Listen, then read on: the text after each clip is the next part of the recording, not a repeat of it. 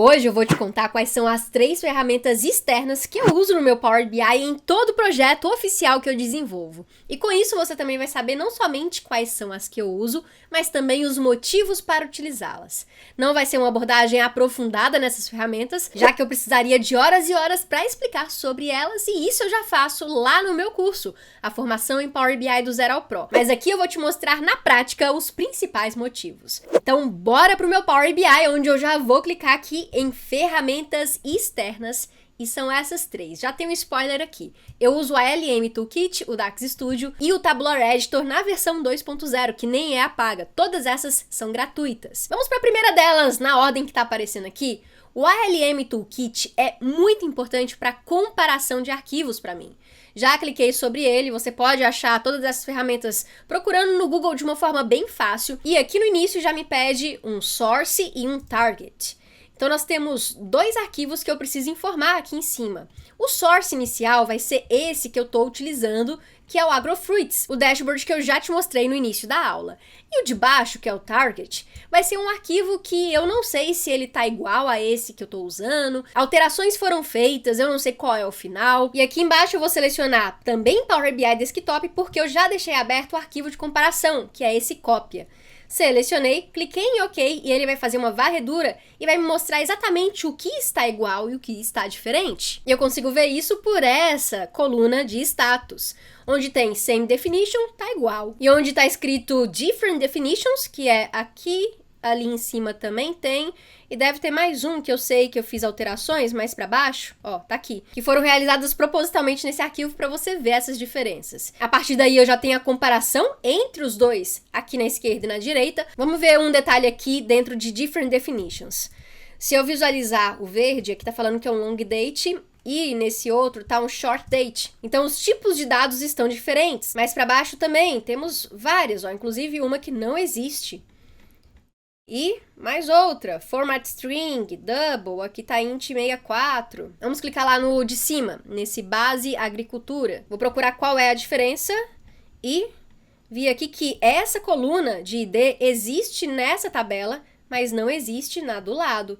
Então tem diferenças substanciais aqui que eu rapidamente consegui verificar entre os 2 arquivos, sem precisar saber exatamente qual é essa diferença indo uma a uma. O próprio ALM Toolkit já me direcionou exatamente para os 3 elementos diferentes, e agora eu posso escolher com qual trabalhar e qual realmente está certo e é a minha versão final. Então essa é a primeira ferramenta que eu utilizo bastante. Tem muitas nuances sobre ela, mas isso eu vou deixar para te explicar lá na formação em Power BI. Vamos para a segunda ferramenta que eu uso bastante, na verdade é uma das minhas preferidas, que é o Dax Studio. Vou clicar em cima dela para abri-la e tem várias coisas aqui dentro que dá pra gente explorar, só que eu vou destacar um elemento específico que é a avaliação do nosso modelo. Se viermos em Advanced e depois View Queries, ali embaixo ele vai abrir o VertPack Analyzer, que é uma análise do motor que roda por trás do Power BI, que é o VertPack, e ele vai relacionar todas as tabelas que eu tenho no meu projeto, a cardinalidade delas, isso quer dizer qual é a variabilidade dos dados dentro das colunas, e também qual é o seu tamanho, que é o meu preferido, porque aqui eu já vejo alguns problemas. Tá vendo esse Local Date e Date Table? Todas essas tabelas não precisariam estar no meu projeto se eu tivesse feito uma configuração lá nas opções do Power BI para remover aquela data automática do Power BI. Tá vendo que ele está ocupando espaço? Tudo isso daqui são megas que estão sendo alocados para essas tabelas que estão repetidas a cada coluna de data que eu tenho dentro do meu projeto. E eu também consigo rapidamente ver que a pedidos é a minha maior tabela. Se eu tivesse com problemas de performance, eu abriria a pedidos e veria o que eu posso remover dessas colunas aqui dentro. E aí, por exemplo, nessa ID, raramente a gente precisa de IDs, a não ser que eu esteja utilizando essa coluna de identificação para fazer algum relacionamento. Mas normalmente essas colunas não são utilizadas dentro de visuais, dentro de análise de dados. Então é bem possível que essa coluna pode ser eliminada. E isso vai resultar em um total do arquivo muito menor, já que eu vou remover mais de 6 megas armazenados dentro do Power BI. Mas é claro que o Dax Studio também não faz só isso. Olha só, eu não consigo me segurar para não te mostrar as funcionalidades que tem aqui dentro. Mas só mais uma. Deixa eu procurar por uma medida que tá aqui, ó, em preço médio e eu posso avaliar a performance dela escrevendo uma avaliação aqui em cima. Por exemplo, evaluate row, aí eu vou colocar teste e chamar pela preço médio aqui dentro. Vou fechar o parênteses da row. Isso é uma avaliação e eu posso pressionar em Run e ele vai retornar esse teste aqui embaixo com o resultado dessa medida que eu coloquei ali em cima. Só que o meu interesse não está simplesmente no resultado e sim quanto tempo demora para rodar essa medida. E eu poderia fazer essa avaliação clicando em Query Plane aqui do lado e Server Timings, que são duas configurações diferentes que vão me mostrar exatamente quanto tempo, quantos milissegundos demora para rodar essa medida. Então, vou de novo em Run, ele vai me mostrar que demorou 4 milissegundos para rodar no Formula Engine, que é um tipo de motor que nós temos dentro do Power BI que tem suas particularidades em relação ao outro motor que é o Storage Engine, que pode ou não ser mais pesado de acordo com a situação da medida que nós estamos colocando aqui em cima. Além disso, tem mais uma funcionalidade aqui no DAX Studio que eu não posso deixar de te mostrar e que eu uso bastante. Vai ser a última, eu já tô acabando e aí a gente vai para a terceira ferramenta, que é essa daqui, ó. Lá em Advanced, se eu quiser, eu posso exportar esses dados que estão dentro do Power BI. Cliquei em Export, eu posso escolher CSV Files, isso quer dizer que todas as tabelas serão exportadas. Ou então colocar dentro de um SQL. Ele consegue fazer uma ingestão em um banco de dados SQL, inclusive na nuvem. E eu uso isso muito para facilitar, para colocar lá no banco de dados do SQL, no Azure que eu tenho. E vou fazer rapidamente aqui do CSV, que é mais fácil, eu não preciso configurar.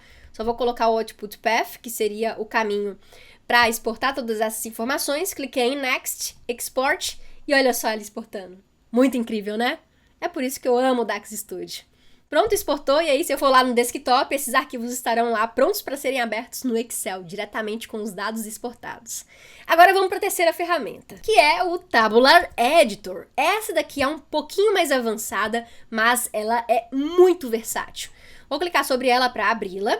Essa é a carinha do Tabular Editor e nós conseguimos fazer várias coisas. No passado eu usava mais para criar grupos de cálculos, só que agora o Power BI tem essa funcionalidade por padrão. Mas tem dois elementos aqui que eu utilizo bastante. O primeiro deles é o Translations, onde nós conseguimos traduzir elementos dentro do nosso Power BI, além daquilo que o Power BI oficialmente permite. Isso é muito importante para projetos de múltiplos idiomas. E o segundo é o C# Script. Eu posso rodar um script aqui que vai alterar alguma coisa na minha base de dados de forma automática e em massa. E aí eu tenho um banco de conhecimento meu próprio, que é esse daqui. Eu utilizo um software chamado Obsidian. E aí é simplesmente um software aleatório aqui, tá? Não tem nenhuma relação com o Power BI, mas é onde eu tenho armazenado nos últimos 2 anos, e é por isso que tem essas bolinhas aqui, todos os conhecimentos que eu tenho sobre algumas coisas que eu estudo. E aí, o Tabular Editor tá aqui à esquerda, onde eu tenho alguns scripts que são mais utilizados por mim.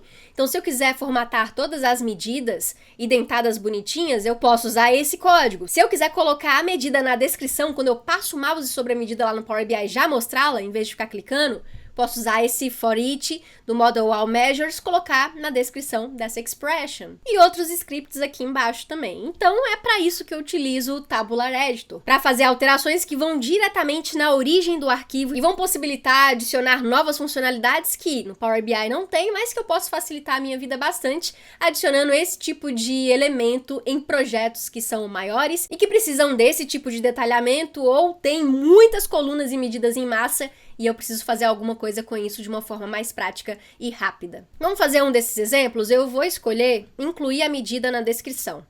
Vou selecionar, então por isso que é muito bom ter um banco de conhecimento assim. Eu posso pesquisar na internet, mas como também posso pesquisar aqui dentro em coisas que eu já estudei, que eu já vou procurar de uma forma muito mais rápida e prática. Vou fechar aqui. Agora aqui no Tabular Editor, C# Script. Se você não sabe, C# é uma linguagem de programação, tá? Que é desse jeito assim. Vou clicar aqui em Run, agora eu vou salvar essas mudanças no meu projeto e se eu passar o mouse em cima de uma das medidas, ele vai me mostrar na descrição aqui a medida. Eu vou abrir aquele outro projeto de Power BI aqui no Alt Tab, ó. Esse é outro projeto de cópia que eu usei para te mostrar sobre o ALM Toolkit, na primeira ferramenta. Então aqui eu não fiz as alterações. Se eu passo o mouse sobre a medida de preço médio, tá vendo que não aparece na descrição dela qual é a medida utilizada? E se eu quiser consultar, eu teria que clicar sobre ela, vir aqui em cima na barra de fórmulas e ver, é a divide. Agora, no meu outro arquivo, que é esse daqui que eu fiz a alteração, se eu passo o mouse sobre ela, agora sim aparece a divide lá dentro e eu não preciso ficar abrindo essa medida. Isso é uma mão na roda para grandes projetos. E eu acabei de te mostrar as minhas 3 ferramentas favoritas para desenvolvimento de projetos no Power BI. Mais uma coisa. Como eu sei que vocês vão perguntar nos comentários qual é essa 4ª ferramenta que está sendo mostrada aqui, essa é a minha comunidade, chamada Data Driven, orientado por dados. É a comunidade dos alunos da formação em Power BI do Zero ao Pro, onde a gente se interage bastante. E aí, quando eu clico sobre ela, abre o link da comunidade, onde nós temos os desafios, os avisos para os alunos e também todas as aulas de Power BI do início até o avançado. E aí eu já deixo lá como padrão dentro do meu Power BI para ficar mais fácil de abrir, já que eu tô sempre aqui na comunidade interagindo com os alunos. E sim, se você estiver se perguntando, dá para colocar uma ferramenta externa aqui que eu posso personalizar? Dá sim. E se você quiser, eu posso gravar um vídeo sobre isso. Mas chega, já vamos encerrar o vídeo por aqui, senão você já sabe. Eu vou sair te ensinando a fazer isso agora. Vamos parar e, se você quiser entrar na comunidade Data Driven, tô deixando aqui embaixo o link da lista de espera, porque as turmas são abertas ao longo do ano. Se você quiser participar, clica aqui que eu vou te avisar quando a gente tiver uma turma aberta. E agora, antes de terminar esse vídeo aqui embaixo, eu quero que você comente pra mim se você já utilizava essas ferramentas, se você já conhecia sobre elas, se não... me fala que eu quero saber qual é a ferramenta mais utilizada por vocês. E se você me acompanha há mais tempo, já sabe, deixa seu like, se inscreve no canal, pega o link aqui e passa para todos os seus amigos também aprenderem mais sobre Power BI. E eu vou ficando por aqui. Um grande abraço e até a próxima aula.